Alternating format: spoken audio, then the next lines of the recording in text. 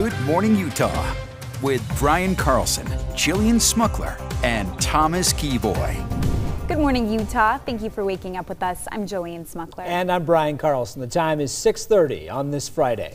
Today marks 2 years since a 5.7 magnitude earthquake shook the Wasatch Front. Now, the earthquake knocked out power to tens of thousands of people, damaging buildings in Salt Lake, Magna, and beyond. And FEMA continues to provide Utah with millions of dollars to repair earthquake damage. But for some places, rebuilding remains an ongoing process, and that includes West Valley City. That's where we find ABC4's Curtis Booker, who's following this story for us this morning. And Curtis, what are people there doing to rebuild today?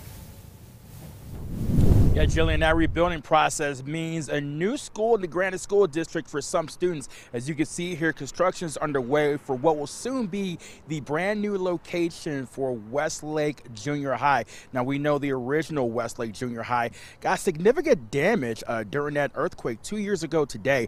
Due to the extent of that damage, officials with the Granite School District felt it was appropriate to rebuild the school. Recently, FEMA approved additional $1.5 million in public assistance for Utah. The Department of Safety teamed up with FEMA to analyze every school district in the state. That study found that over 100 schools could collapse if a significant earthquake were to happen. They want all school districts that are on that list to act sooner rather than later. People don't think about the fact, where am I going to go if my home doesn't survive? Well, the natural instinct is, well, I'm going to go to the school because that's where the emergency shelter is.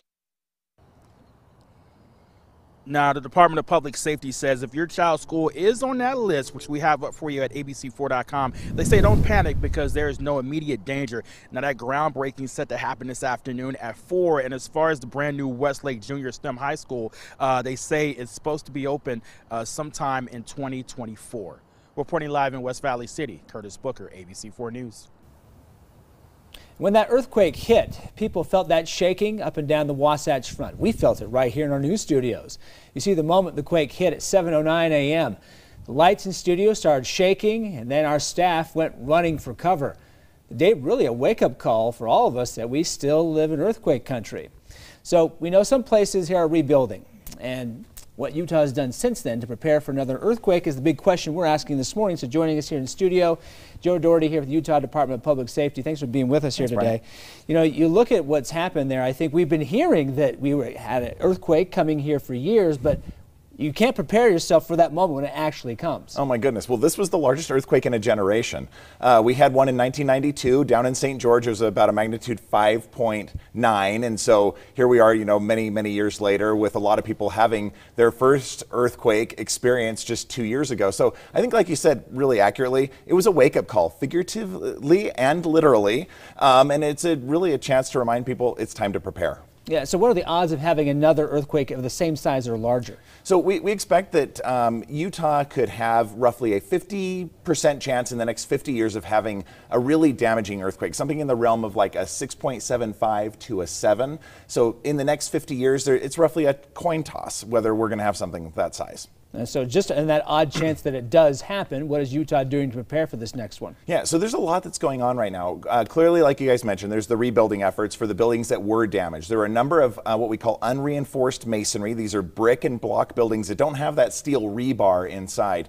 And in some of those buildings did have damage. Some were destroyed. And so there's some rebuilding that has to go on.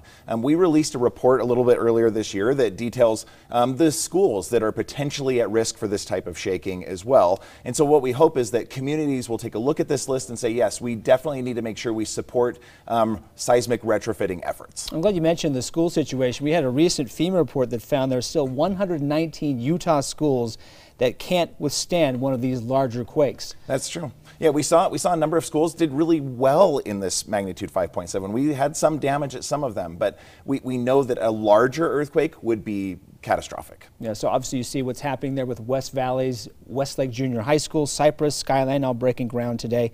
Where do we stand on helping some of those other schools who may be at risk?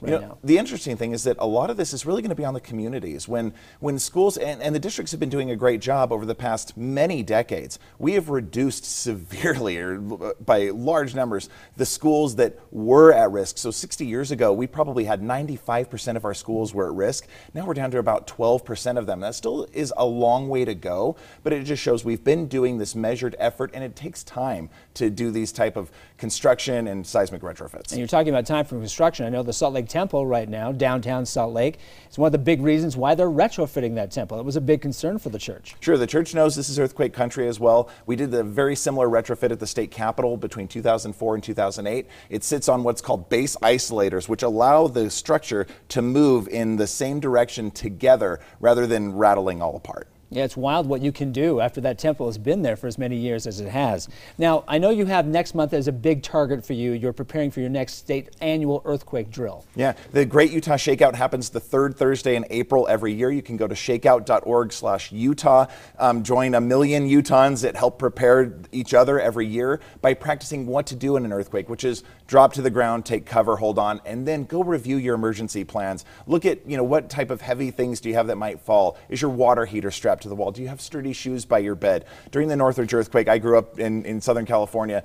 There was a doctor who reported that the most common injury he treated after the earthquake was glass in people's feet. That is so avoidable. Because they're by the windows. They're by the windows, and it's happening at night. And so when something like that happens at night and you don't know the danger that is on the ground by you, people step on broken glass, and it's a terrible way to start a disaster. And one of those things that are good to remember. If people want to check in with you and find out the other things that they need to be preparing for, how they find you. So we created two really great resources. One is earthquakes.utah.gov, where people can learn all about the Magna earthquake and what happened and what type of recovery has happened since. And then we also have the new Be Ready Utah website, which is beready.utah.gov. Really easy call to action. And of course, we have a link to that on our website, abc4.com/GMU. Talking with Joe Doherty here with the Utah Department of Public Safety. Stay well, guys. Thank you, Joe. Thanks.